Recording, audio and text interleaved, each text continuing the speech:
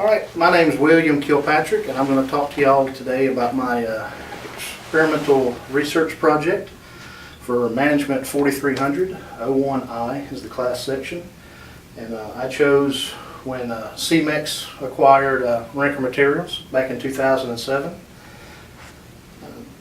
Both CEMEX and Rinker are building supply companies. Rinker was a smaller one, but they had a more diverse nature. They were in ready-mix, cement, aggregates. They had a pipe division. They had block division. CEMEX was mostly in ready-mix and cement, very minor in aggregates, but they were a much larger company. Rinker is a spin-off from Colonial Cane Sugar Refining. They were spun off in 2003, so they'd only been their own company for about 4 years there before CEMEX tried to buy them. CEMEX in the early 2000s, mid-2000s, 2000s, acquired quite a few companies along the way. They had a term for it. They call it doing it the CEMEX way. When you acquire a company and you cut costs and save the money you spent to buy the company. All right, so CEMEX tried to make a hostile takeover of Rinker in 2006. They were going to pay a premium for the company. Rinker's board of directors said, please don't sell, because Rinker was very strong financially. All the numbers go up from 2002 to 2006. EBIT, EBITDA, cash flow, all the good things, all the good financial numbers were steadily going up. So Rinker was very strong financially, and they owned quite a large portion of the North American market for that type of material they were selling, the various types. So CEMEX thought that was very lucrative and did not know about the housing bubble bursting, so they went ahead and did the hostile takeover, and like I said, in 2007 they did complete the deal. The first offer in 2006 was for $13 a share to Rinker. It was turned down. Like I said, the board of directors fought it every step of the way. In 2007, when the sale finally did come through and CEMEX acquired 50.3% of the stock, they upped the share price to $15.85 a share.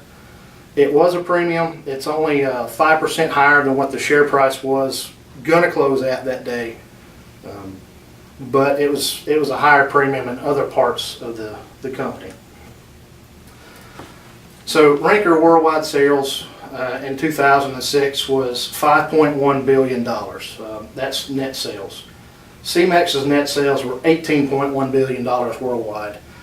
Combined, they were hoping for $23 billion worldwide. That would have made them the largest company in the world according to net sales in the building construction industry. Lafarge de France was the second, was the biggest. They would have been the second at $21.4 billion. The problem is the recession hit at that time, and CEMEX never achieved those numbers. The most they got in 2007 to 2008 was around $20 billion, $20.5 billion, not quite $21 billion. They were still doing good at that point, but in 09 and beyond, they never even hit $16 billion after that. The loss of revenue impacted the rest of the business, which meant that they, even though they acquired Rinker for $15.3 billion, all of that was on loan. So with the reduced revenues, they could not pay off the loans the way they wanted. In 07, as you can see, the debt that CEMEX had was $18.9 billion. By 2014, after 8 years of working on it, it was only down to $16.3 billion. They had not paid very much debt off. Revenues was part of that. The company stock had dropped in price tremendously from around $35 a share when they bought Rinker to about $3.50 a share is when it bottomed out. And the president of the company, the CEO, decided to lose the investment grade for the stock and to try and pay off the debt, which he did pay it off some, but losing investment grade meant that all the bonds that CMEX would be able to sell, they had to pay a higher interest on. So in 2009, CMEX actually had to restructure the debt. They were a hair's width of going default on all the loans. That would have bankrupted the company completely. They would have been dissolved. Since then, they have started selling assets off to other companies. They sold a cement plant in Texas in Lyons. They sold the Rinker Material Pipe Division, all 29 plants there, in 2017, and they sold the Gypsum Supply Division in Florida in 2015. All told, that was about $1.3 billion they sold. They pledged to sell at least $1.5 billion in assets by the end of 2017. So they're on their way there, but not quite yet.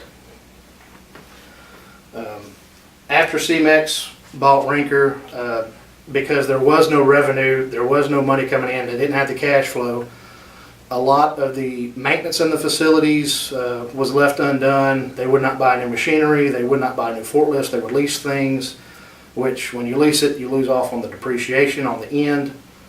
So they were shooting themselves in the foot. They went from having a $3 and $4 billion cash flow before Rinker to a $500 million cash flow after the purchase of Rinker. Once Rinker was sold to Quikrete in January of 2017, the Rinker employees were ecstatic. Happy to be American owned again. It's just a good thing. Quikrete pledged to invest back into the company, spend more on capital dollars, maintenance on the plants, new machines, and you have to have those things in the market we're in to keep competing. So in the end, CMEX almost broke itself by buying Rinker. Whenever you almost go bankrupt, it's never a good thing.